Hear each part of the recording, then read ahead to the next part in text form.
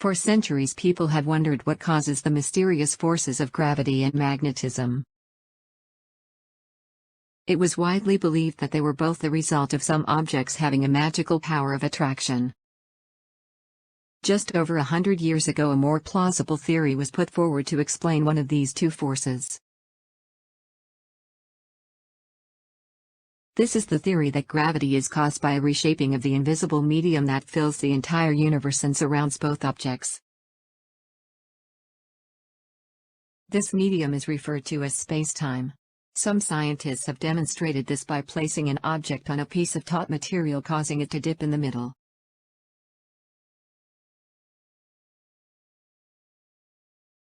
This dip causes a lighter object on the edge of the material to roll towards the middle.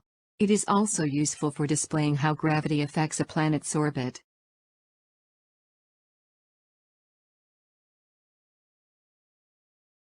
Invisible matter, or IM, usually referred to as space-time, has the following properties in common with water. 1. It fills space in the same way that everything in the sea is surrounded by water. 2. It is displaced by any object present within it the same way that the water in a cup rises when a spoon is placed in it.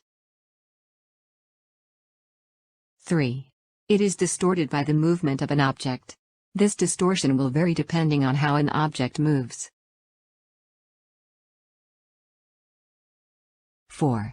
When distorted, it causes the movement of any object within a certain range, just as someone diving into one end of a pool creates a ripple that moves the lilo floating at the other end. When two objects collide in space, it creates a ripple in the IM around them, known as a gravitational wave. This wave ripples through space until it is absorbed by one or more objects.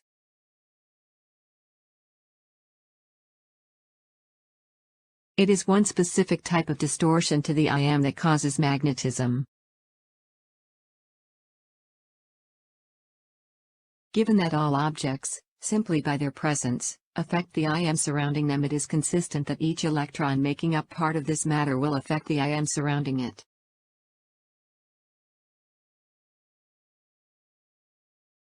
When an electron spins at an angle to its orbit around the nucleus, it creates a spinning corkscrew-shaped spiral in the IM.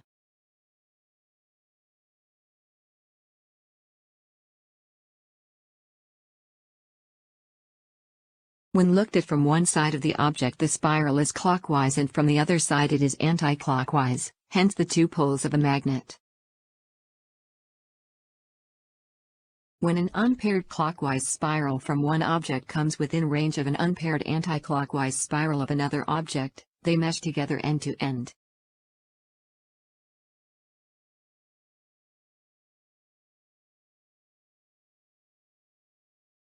This causes the two objects to be pulled towards each other.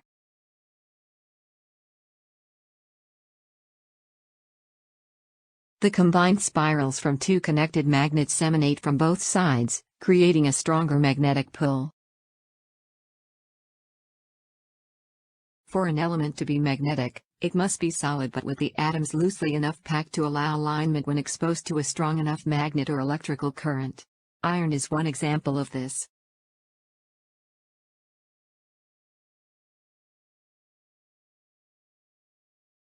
A long-known fact adding weight to this theory is that a magnet can push away a diamagnetic object, meaning any material where all the spirals are paired. Examples are lead and silver.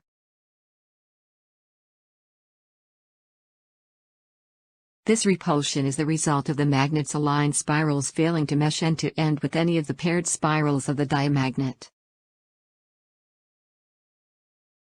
Repulsion is extremely weak due to the diamagnet's paired spirals pointing randomly in all directions. One scientist has demonstrated this repulsion by suspending a pair of grapes from a string and causing them to move by placing a strong magnet close to them.